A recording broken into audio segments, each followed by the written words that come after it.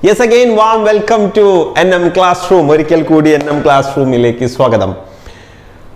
എല്ലാവരും എന്തൊക്കെ പഠിച്ചിപ്പോ നീ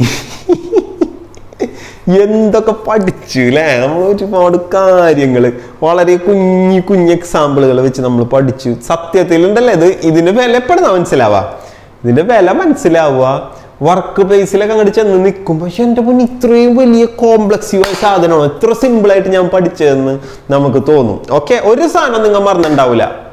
പരീക്ഷിക്കട്ടെ, ഞാൻ ഈ ക്ലാസ് ഇതുവരെ കണ്ടാണെങ്കിൽ എഞ്ചിനീയറിംഗ് കൺട്രോൾ എന്തൊരു സാധനം വരുന്നില്ലേ? മോറൽ റീസൺ ഫസ്റ്റ് പറഞ്ഞ മോറൽ എന്ന് പറയുമ്പോൾ എന്താ പറയുന്നത്? കണ്ണിച്ചോരാന്ന് പറഞ്ഞ സാധനം വരില്ല.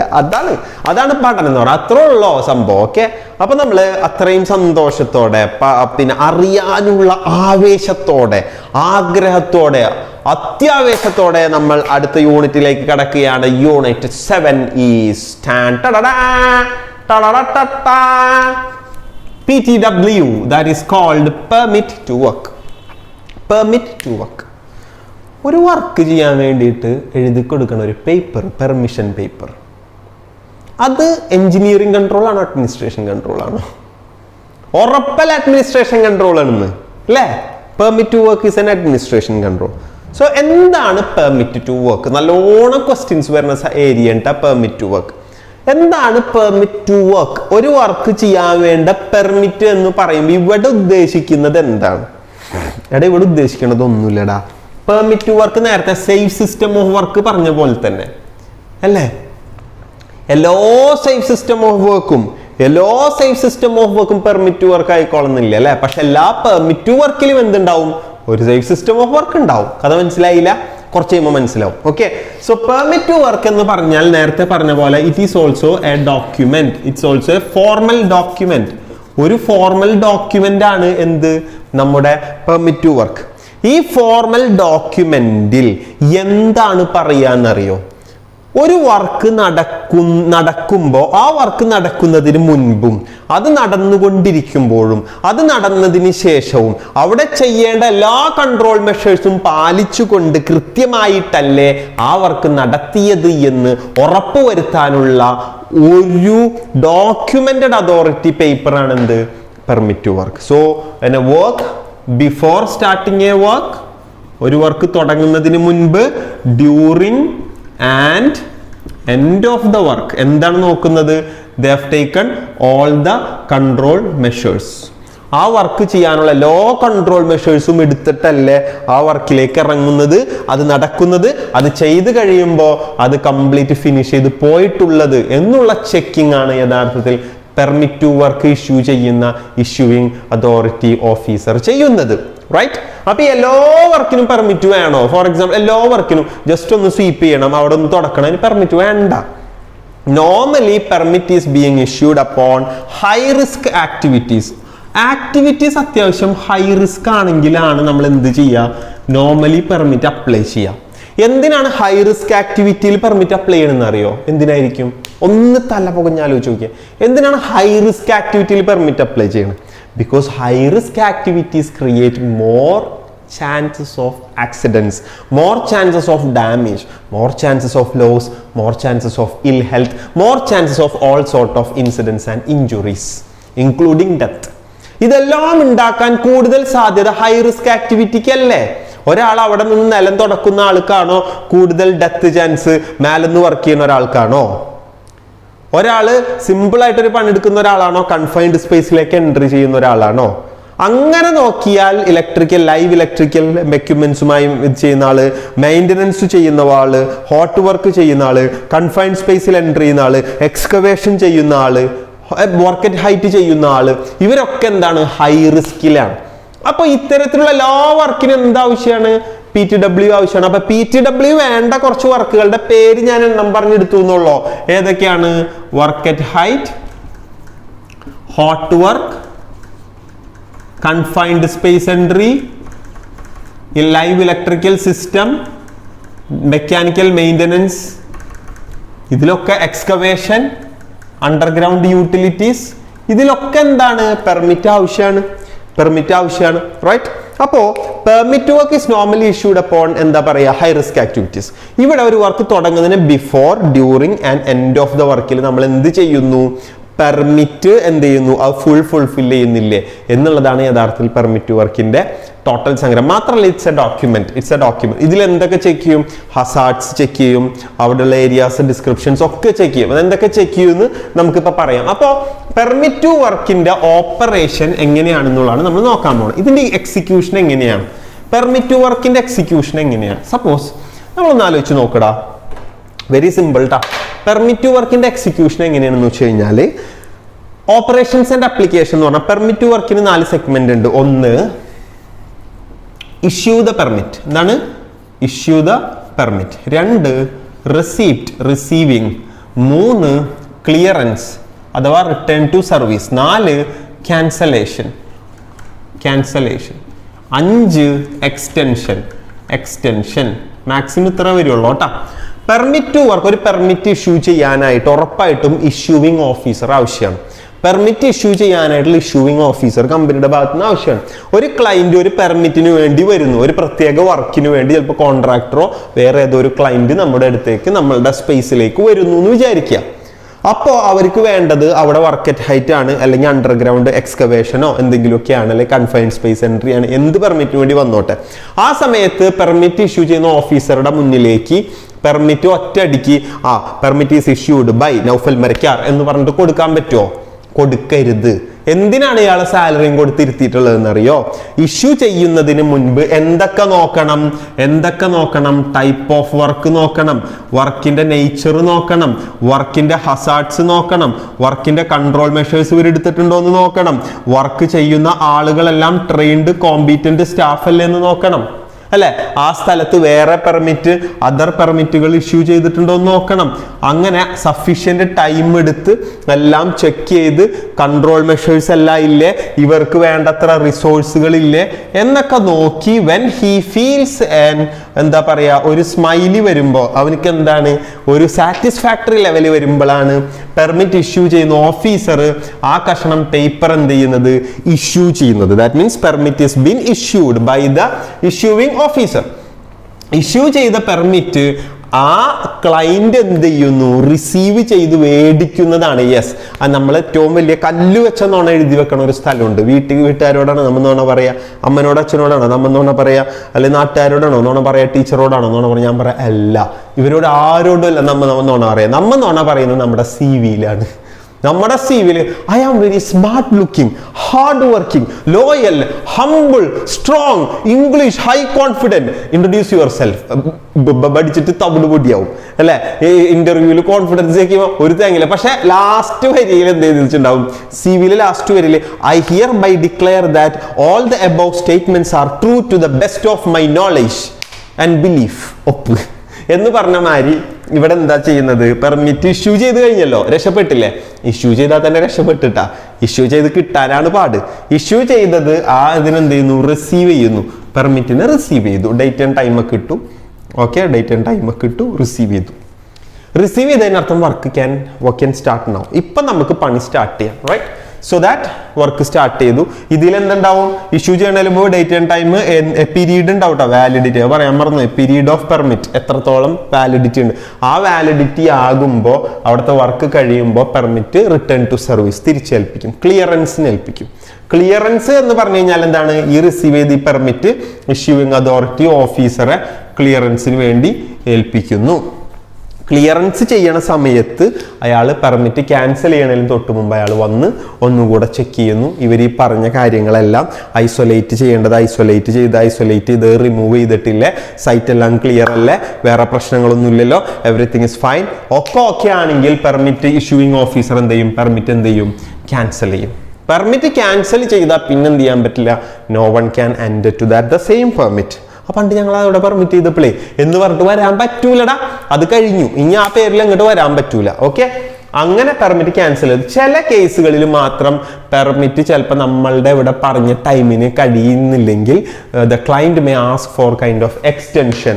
നമ്മൾ നാട്ടിൽ ആൾക്കാർ ലീവിന് വന്നിട്ട് അന്തസ് നോൺ എഴുതൂലേ, പണ്ട് മരിച്ചുപോയ വല്യമാനൊന്നോടെ മരിപ്പിച്ചിട്ട് എന്ത് ചെയ്യും? ലീവ് എക്സ്റ്റൻഷൻ മേടിക്കും എന്ന് പറഞ്ഞ മാതിരി പെർമിറ്റ് എന്ത് ചെയ്യും? എക്സ്റ്റെൻഡ് ചെയ്യിപ്പിക്കും. സോ എക്സ്റ്റൻഷൻ എന്ന് പറഞ്ഞു കഴിഞ്ഞാൽ ടൈം എന്ത് ചെയ്യുന്നു, കുറച്ചും കൂടെ നീട്ടി മേടിക്കുന്നു. That's all. നിർബന്ധമില്ല കേട്ടോ നീട്ടി വാങ്ങണമെന്ന്, വളരെ നെഗറ്റീവ് റിമാർക്കാണത്. Okay, so in short permit വർക്കിന്റെ അപ്ലിക്കേഷനാണ് ഞാൻ ഈ പറഞ്ഞത്.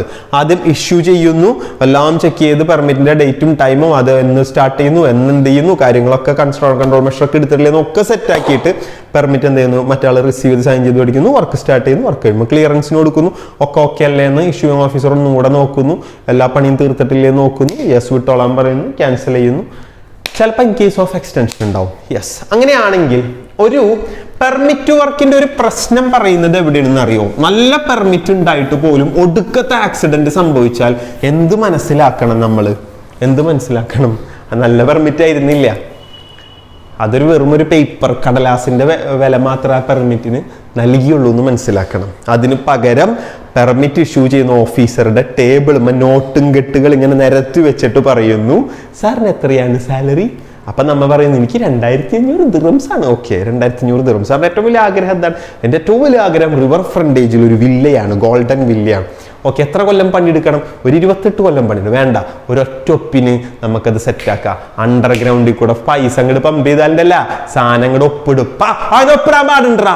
പാടില്ലട്ടാ, അങ്ങനെ ഒപ്പിടാൻ പാടില്ല. ഓക്കെ, സോ പെർമിറ്റ് വർക്ക് നന്നാകണമെങ്കിൽ ഇങ്ങനെ പല രീതിയിലുള്ള ഇൻഫ്ലുവൻസുകൾ ഉണ്ടാവൂലേ? അങ്ങനെ ഇൻഫ്ലുവൻസുകൾ ഇല്ലാതിരിക്കാൻ ആദ്യം ഇന്ത്യ എന്താണെന്ന് നീ അറിയണം.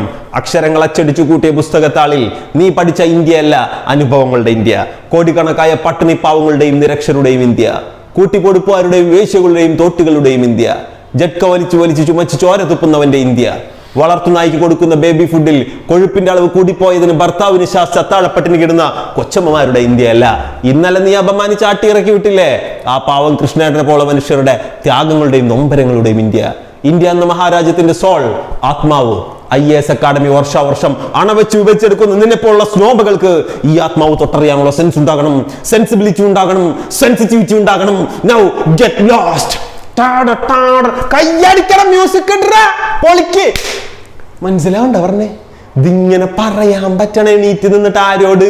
പൈസ കെട്ട് കൊണ്ടൊന്നും കണ്ട് ടേബിളും വെക്കണേ ഇങ്ങടെ നിൽക്കുന്നു പറയണേന് അപ്പുറത്തേക്ക് ഇമാതിരി ഡയലോഗ് പറഞ്ഞ പൊളിക്കാൻ പറ്റണം. പെർമിറ്റ് വർക്ക് എന്താണെന്ന് നിനക്കറിയുമോ? നിനക്കതിനെ പറ്റി എന്തറിയാം?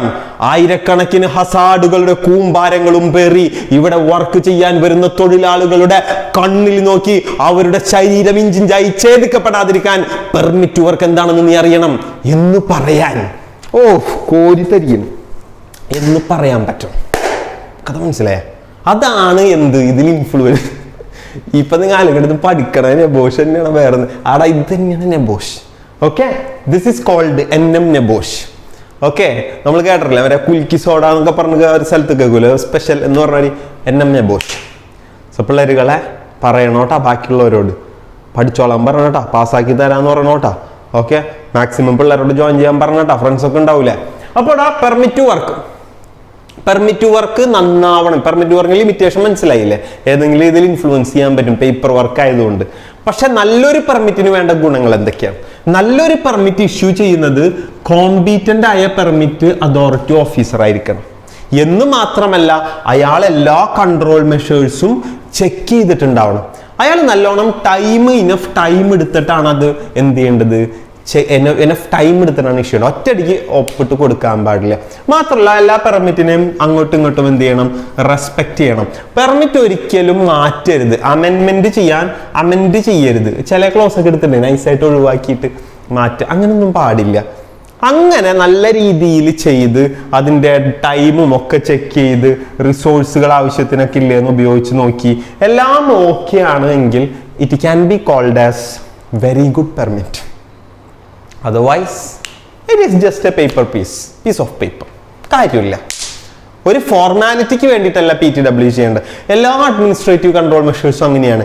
ഫോർമാലിറ്റിക്ക് വേണ്ടി ചെയ്ത വെറും പേപ്പർ ലോസ്, വെറുതെ കുറെ പേപ്പർ അച്ചടിച്ച് കളയാം, പേപ്പർ പ്രിന്റ് ചെയ്ത് കളയാന്നല്ലാണ്ട് വേറൊരു ഗുണമില്ല.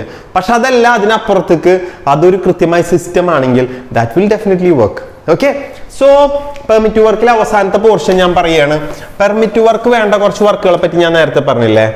ഹോട്ട് വർക്കിന് പെർമിറ്റ് വേണമെന്ന് പറഞ്ഞില്ലേ. ഹോട്ട് വർക്ക് എന്തിനാണ് ഹോട്ട് വർക്കിന് പെർമിറ്റ് വേണ്ടത് അത് പറ. Because hot work is a high risk activity. Hot work is a high risk activity. എന്താണ് അതിലെ ഹൈ റിസ്ക്? എന്താണ്? Because it's chance of getting fire and explosion. Flammable സബ്സ്റ്റാൻസുകളാണ്. ഫയർ ആൻഡ് എക്സ്പ്ലോഷൻ ഉണ്ടായാൽ പിന്നെ കംപ്ലീറ്റ് വിത്തിൻ സെക്കൻഡ്സിനുള്ളിൽ complete പൊട്ടിത്തെറിക്കും. അപ്പൊ അതുകൊണ്ട് എന്താണ്, എന്ത് കൺട്രോൾ മെഷേഴ്സ് എടുക്കണം? ഫ്ലെയിമബിൾ സബ്സ്റ്റാൻസ് ഒക്കെ റിമൂവ് ചെയ്യണം, ഏരിയ എപ്പോഴും വെറ്റാക്കി ഇടണം. അതുപോലെ തന്നെ എന്താ പറയുക, ഫയർ എക്സ്റ്റിങ്ക്യൂഷേഴ്സ് വേണം, അവിടെ ഫയർ വാർഡൻസിനെ പ്ലേസ് ചെയ്യണം, fire blanket, fire resistant materials വേണം, വെച്ചിട്ടായിരിക്കണം ചെയ്തിട്ടുണ്ടാവണം, ഫയർ ബ്ലാങ്കറ്റ്സ് വേണം, ഇങ്ങനെയുള്ള സാധനങ്ങളൊക്കെ ആവശ്യമാണ്. അപ്പൊ അതുകൊണ്ട് ഹോട്ട് വർക്കിന് അത്രയും കൺട്രോൾ മെഷേഴ്സിനൊക്കെ ചെക്ക് ചെയ്തുകൊണ്ടുള്ള ഒരു പെർമിറ്റ് ആവശ്യമാണ്, റൈറ്റ്? എങ്കിൽ കൺഫൈൻഡ് സ്പേസിന് എന്തിനാ പെർമിറ്റ്? കൺഫൈൻഡ് സ്പേസ് എന്ന് പറഞ്ഞാൽ എന്താണ് സാധനം? Confined space can be called as a well or a chamber, അല്ലെങ്കിൽ പോത്തോൾ, ഒരു കുഴി, ഒരു എന്താ പറയാ, ഒരു ജാറ്, ഇതുപോലുള്ള സംഗതിയാണ് ഏത് ടൈപ്പ് ഓഫ് സാധനത്തിന് കൺഫൈൻഡ് സ്പേസ് എന്ന് പറയും. ഈ കൺഫൈൻഡ് സ്പേസ് പണ്ട് മറ്റേ ജയറാമിന്റെ ഒരു മാളൂട്ടി എന്ന് പറഞ്ഞൊരു സിനിമ നമ്മൾ ചെറുപ്പത്തിലേ കണ്ടതായിരിക്കും, അതിലുണ്ട് അല്ലെ? കൺഫൈൻഡ് സ്പേസിൽ ആ കുട്ടി പോയിട്ട് ആളുകളൊക്കെ ഇത് ഭയങ്കര സംഭവമാണ്. മഴയൊക്കെ പെയ്യുന്ന ഒരു പട്ടി ഉണ്ടായില്ല, പട്ടിക്കുട്ടി, ആ പട്ടിക്കുട്ടി ഭയങ്കര ഫീലാണത്. അപ്പൊ അങ്ങനെ ഒരു സാധനം കൺഫൈൻഡ് സ്പേസ്. അത് കൺഫൈൻഡ് സ്പേസ് എന്ന് വെച്ച് കഴിഞ്ഞാൽ അത് മാത്രമല്ല കേട്ടാ, മണ്ണിലുള്ള മാത്രമല്ല കൺഫൈൻഡ് സ്പേസ്. ഒരു ഉദാഹരണത്തിന് ഇപ്പൊ ഒരു എന്താ പറയുക, ഒരു ടാങ്കർ, ലോറിയുടെ ടാങ്ക് കൺഫൈൻഡ് സ്പേസ് ആണ്. കൺഫൈൻഡ് സ്പേസിലുള്ള റിസ്ക് എന്താണ്? ശ്വാസം പോവും, ബോധം പോവും, ആസ്ഫിക്സിയേഷൻ എന്നാണ് പറയുക. ലോസ് ഓഫ് കോൺഷ്യസ്നെസ്, ബോധം പോയേക്കാം, കോൺഷ്യസ്നെസ് പോകാം, ചിലപ്പോൾ മുങ്ങിപ്പോവാം, വെള്ളം ഉണ്ടാവും, ഡ്രോണിങ്, ചിലപ്പോൾ ഫയർ വരാം, അതുണ്ടാകാം. അങ്ങനെയുള്ള പല ടൈപ്പ് റിസ്കുകളാണ് എന്തിലുള്ള കൺഫൈൻഡ് സ്പേസ്. അപ്പൊ കൺഫൈൻഡ് സ്പേസിൽ ഇറങ്ങണതിന് മുമ്പ് ഒറ്റയടിക്ക് ചാടി കയറി ഇറങ്ങരുത്. പണ്ടൊരിക്കൽ കോഴിക്കോട് ഒരു വളരെ എന്താ പറയാ നന്മയുള്ള ഓട്ടോറിക്ഷ ഡ്രൈവേഴ്സ് ഉള്ള സ്ഥലമാണ് കോഴിക്കോട്. അങ്ങനെ നൗഷാദ് എന്ന് പറഞ്ഞിട്ടുള്ള ഒരു ഓട്ടോറിക്ഷ ഡ്രൈവർ കുട്ടി 2 ദേശത്തൊഴിലാളികളെ രക്ഷപ്പെടുത്താൻ വേണ്ടി ഒരു പോത്തോളിൽ ഇറങ്ങിയാണ്. ആൾക്കറിയില്ല അത് കൺഫൈൻഡ് സ്പേസിന്റെ ഇതെന്താണ്. പുള്ളി മരിച്ചു, ഈ മറ്റേ 2 പേരും മരിച്ചു. അങ്ങനെ ഒരു വലിയൊരു രക്തസാക്ഷി നമുക്കുണ്ട്.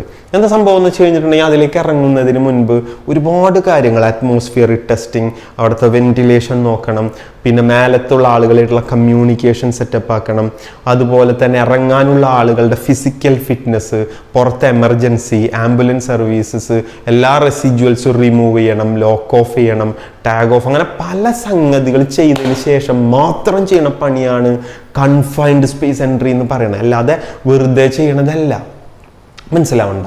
ദെൻ അതുപോലെ തന്നെ അടുത്തൊരു സാധനമാണ് എന്ത്? Work at height. Work at ഹൈറ്റിൽ എന്തുകൊണ്ട് പെർമിറ്റ് വേണം? Because 1/3 of the accidents happens in the workplace is due to work at height. 1/3 ഒരു കാലിൽ ഒരു 10 ഇത്ര ശതമാനം 33.3% ആക്സിഡൻസ് ഉണ്ടാകുന്നത് വർക്ക് അറ്റ് ഹൈറ്റിൽ നിന്നാണ്, ടോട്ടൽ ആക്സിഡൻസ് എടുത്ത് നോക്കിയാൽ. അപ്പൊ അതുകൊണ്ട് തന്നെ അവിടെ risk of chance of falling from height is high. അതുകൊണ്ട് അവിടെ ഗാർഡ് റെയിൽസ് പ്രോപ്പർ ആണോ, സ്കാഫോൾഡ് പ്രോപ്പർ ആണോ, ഫേം ഗ്രൗണ്ടിലാണോ, നല്ലോണം ഡയഗണൽസ് ഇട്ടിട്ടുണ്ടോ, പിന്നെ ട്യൂബ്സ് കറക്റ്റ് ആണോ, സ്റ്റാൻഡേർഡ്സും ലെഡ്ജേഴ്സും കറക്റ്റ് ആണോ, മേലെ വർക്കിംഗ് പ്ലാറ്റ്ഫോം, ഗാർഡ് റെയിൽസ്, ഇതിൻ്റെ ഇടയിലുള്ള ഗ്യാപ്പ് അതില്ലാതെ വളരെ സ്ട്രോങ് ഫിക്സ്ഡ് ഏരിയയിലാണോ എന്നുള്ളതൊക്കെ വളരെ ഇമ്പോർട്ടൻ്റ് ആണ്, റൈറ്റ്? അതുപോലെ തന്നെ വർക്കേഴ്സിന്റെ സേഫ്റ്റിയും, ബോഡി ഹാർനസ് എന്നുള്ള സംഗതി, എയർ നെറ്റുകൾ, എയർ ബാഗുകൾ, ഇതൊക്കെ സംഗതികളൊക്കെ നോക്കണം. അല്ലെങ്കിൽ ഡിസ്റ്റൻസ് മിനിമൈസ് ചെയ്യാൻ നോക്കണം, വീഴുമുള്ള ഡിസ്റ്റൻസ് അങ്ങനെ ഒരുപാട് കൺട്രോൾ മെഷേഴ്സ് എടുക്കേണ്ട. That means activity high risk കൂടുതലാണ്. പക്ഷേ ഹൗസ് കീപ്പിങ്ങിന് അത്ര പ്രശ്നമുണ്ടാ, ജസ്റ്റ് തുടക്കണതിന് അധികം പ്രശ്നമുണ്ടാ, അടിക്കണതിന് അധികം അടിച്ചു വരലിന് പ്രശ്നമുണ്ടാ? ഇല്ല. അപ്പൊ അതിന് പെർമിറ്റ് വർക്ക് വേണ്ട. അടുത്ത work on live electrical system. ഈ ലൈവ് ഇലക്ട്രിക്കൽ സിസ്റ്റത്തിൽ ഒരിക്കലും അങ്ങനെ വർക്ക് ചെയ്യാൻ പാടില്ല എന്നാണ്. അങ്ങനെ വർക്ക് ചെയ്യണമെങ്കിൽ തന്നെ the work must be highly justify ചെയ്തിട്ട് തന്നെ വർക്ക് ചെയ്യാനായിട്ട് പാടുള്ളൂ. ഓക്കെ, കാരണം എന്താണെന്ന് വെച്ച് കഴിഞ്ഞിട്ടുണ്ടെങ്കിൽ പലതും നമുക്ക് എന്ത് ചെയ്യാൻ പറ്റുന്ന സംഭവം ഇൻസുലേറ്റ് ചെയ്യാൻ പറ്റിയ അവസ്ഥയിലായിരിക്കൂല. അപ്പൊ അതുകൊണ്ട് തന്നെ എന്താ പറയാ, മേ ബി ഐസൊലേഷൻ, ലൈവ് ആവുമ്പോൾ ഐസൊലേഷനും പോസിബിൾ അല്ല. So it must be very much എന്താ പറയാ പിന്നെ ശ്രദ്ധ, കൺസിഡറേഷൻ ആവശ്യമുള്ളതാണ്. Then machinery maintenance of the machinery ഭയങ്കര ഹൈ റിസ്ക് ആണെന്ന് പറയാൻ കാരണം, ഈ മെഷീൻ മെയിൻറ്റെയിൻ ചെയ്യുമ്പോൾ സ്വാഭാവികമായിട്ട് എല്ലാ മെയിൻ്റനൻസിലും ഒരു സാധനം പുതിയതായി ഇൻസ്റ്റാൾ ചെയ്യണ പോലെ അല്ല മെയിൻ്റനൻസ് എന്ന് വെച്ചാൽ എക്സാക്ട് ട്രബിൾ ഷൂട്ട് ചെയ്യലാണ്. പ്രോബ്ലം എന്താണെന്ന് കണ്ടെത്തണ്ട. പ്രോബ്ലം കണ്ടെത്താൻ വേണ്ടിയിട്ട് ചിലപ്പോൾ ഇവർക്ക് എർഗണോമിക്കൽ അല്ലാത്ത വേ കൂടെ എൻ്റർ ചെയ്ത് ഞൂണ്ട് നോക്കി, അപ്പോൾ പെട്ടെന്ന് ചിലപ്പോൾ എല്ലാം ഐസൊലേറ്റ് ചെയ്തിട്ടാൽ മെയിൻ്റനൻസ് നടക്കൂല. അപ്പോൾ ചിലപ്പോൾ ഇടയ്ക്ക് എന്ത് ചെയ്യേണ്ടി വരും, ഒന്ന് ഓൺ ആക്കേണ്ടി വരും. ചിലപ്പോൾ സ്റ്റോർഡ് എനർജി പുന്നും പറഞ്ഞ് റിലീസ്ഡ് ആവും, കാരണം എനർജി സ്റ്റോർഡ് ആണല്ലോ മെഷീനിൽ, പെട്ടെന്ന് റിലീസ് ആവും. പവർ സോഴ്സ് എക്സ്പോസ്ഡ് ആവും. പിന്നെ അതുപോലെ തന്നെ ഇയാൾ ഈ ബാറ്ററിയും സാധനങ്ങളൊക്കെ പിടിച്ച് അങ്ങോട്ടും ഇങ്ങോട്ടൊക്കെ പോകുമ്പോൾ മാനുവൽ ഹാൻഡ്ലിംഗ് റിസ്കുകൾ ഉണ്ട്. അങ്ങനെ ഒരുപാട് റിസ്കുകളൊക്കെ ഉണ്ടല്ലോ. അപ്പൊ റിസ്ക് കൂടുതൽ. ഇൻ ഷോർട്ട് ഇതൊന്നും പഠിക്കണ്ട, ഞാൻ എത്ര പറഞ്ഞു. Permit to work is because permit is required because the work is high risk activity. High risk നേച്ചറാണ് ആ വർക്കിനുള്ളത് എന്നുള്ളത് കൊണ്ടാണ് പെർമിറ്റ് വേണമെന്ന് നമ്മൾ എന്ത് ചെയ്യുന്നത്, ബേസിക്കലി നമ്മൾ പറയുന്നത്. ചുരുക്കത്തിൽ മനസ്സിലായല്ലേ? അപ്പോൾ ഇൻ ഷോർട്ട് ഞാൻ നിങ്ങളോട് പറയാണ്, പറയണമെന്ന് വെച്ച് കഴിഞ്ഞിട്ടുണ്ടെങ്കിൽ permit to work is a administrative control measures, a written document which states that all the actions have been taken before, during and end of the work. എല്ലാം കൃത്യമായിട്ട് ചെയ്തിട്ടുണ്ട്, എല്ലാ ഹസാർഡ്സ് നോക്കിയിട്ട് ഒക്കെ ചെയ്തു. അതിനൊരു ഇഷ്യൂയിങ് അതോറിറ്റി ഉണ്ട്, അത് റെസിപ്റ്റ് ചെയ്യുന്നു, ക്ലിയറൻസ് ചെയ്യുന്നു, ക്യാൻസൽ ചെയ്യുന്നു, എക്സ്റ്റൻഷൻ വേണമെങ്കിൽ എക്സ്റ്റൻഷൻ കൊടുക്കുന്നു. നല്ലൊരു പെർമിറ്റ് വേണമെങ്കിൽ നല്ല കുറേ സംഗതികൾ അടിപൊളിയായിട്ടൊക്കെ ചെക്ക് ചെയ്തിട്ടുണ്ടാവണം. പെർമിറ്റ് വേണ്ട ഏതാനും വർക്കുകളാണ് ഇവയെല്ലാം. അപ്പൊ നമ്മൾ എത്ര ചാപ്റ്റർ കഴിഞ്ഞു മുത്തേ? നമ്മളുടെ പൊളിച്ചോണ്ടിരിക്കട്ട. എലമെന്റ് 3 പിന്നെ 7th യൂണിറ്റ് കഴിഞ്ഞു. 7th unit just only 1 unit away, just 1 unit ahead. അതുകൂടെ കഴിഞ്ഞു കഴിഞ്ഞാൽ എലമെന്റ് 3 55 മാർക്കിന്റെ പോർഷൻസ് തീരാണ് കേട്ടോ ഇവിടെ. ഓക്കെ, സോ ദാറ്റ് നമ്മൾ വീണ്ടും കാണും ഒരു അടിപൊളി എപ്പിസോഡിൽ. അപ്പൊ ഇതുവരെ നമ്മൾ പറഞ്ഞത് safety culture, improving safety culture, human factors influencing safety behaviour, risk assessment, management of change, safe system of work, permit to work. 7 കഴിഞ്ഞാണ്ട, ഇനി 8ാമത്തത്. ഓക്കെ, വീണ്ടും കാണാം. ഉണ്ടാവണോട്ടാ, ഫുൾ പവർ, ഫുൾ ഓൺ, വെട്ടിടണോട്ടാ. All the best, thank U.